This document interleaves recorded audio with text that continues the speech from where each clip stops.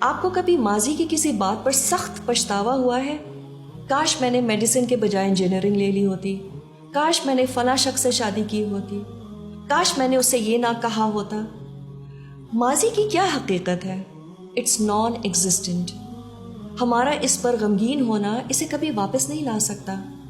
ہماری اداسی اسے بدل کر ٹھیک نہیں کر سکتی۔ ہم کتنے بھی ڈپریسڈ ہوں، we cannot undo it. تو ماضی کی ٹریجڈیز میں زندگی گزارنا انسینٹی ہے، ایک بیماری ہے جو ہمیں پریزنٹ مومنٹ میں خوش نہیں رہنے دیتی۔ یہ بالکل ایسے ہی ہے کہ ہم اس بات کی تمنا کریں کہ کاش سورج مغرب سے طلوع ہو جائے، یا کاش آنکھ سے نکلا یہ آنسو واپس آنکھ میں چلا جائے۔ So reading too much into the past is a waste of the present. On the other hand, how wise is it to pick fruits before they are ripe? آنے والے کل کی کیا حقیقت ہے؟ It is non-existent. It has no reality today. So why should you busy yourself with it? تو اہم چیز یہ ہے کہ آنے والا کل ہم آج دیکھ نہیں سکتے۔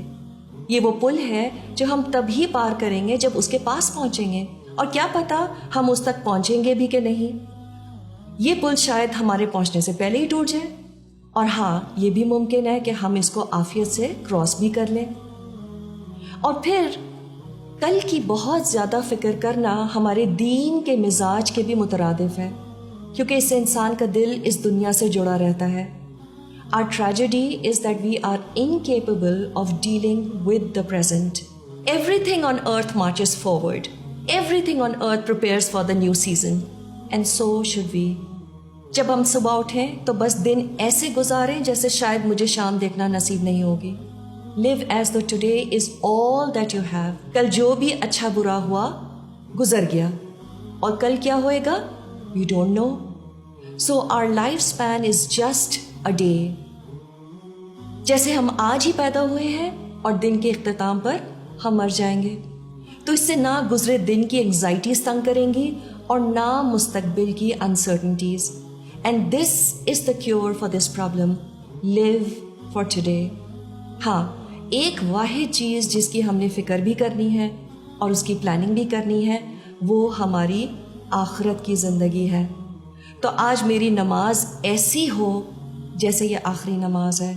قرآن کو مطلب کے ساتھ پڑھیں تاکہ وہ دل کو لگے جا کر، اور اپنے رب کو کثرت سے یاد کریں، لوگوں کے ان کے حقوق سے بڑھ کر دیں، اور مت فکر کریں کہ اگلے 50 سالوں میں یہ رویہ سسٹین کر پاؤں گی کہ نہیں۔ تو فکر اس بات کی کہ آج کے دن میری زبان سے کسی کو تکلیف نہ ہو، میں کسی کی غیبت نہ کروں، جو اللہ نے دیا ہے اس پر دل مطمئن، چاہے وہ مال ہو، شکل صورت ہو یا پھر صحت، اور پھر اس دن کو آرگنائز طریقے سے گزارے، ہر منٹ کی اہمیت ہو، اور پھر اللہ سے کثرت سے استغفار اور اس دنیا سے جانے کی تیاری پر سارا فوکس۔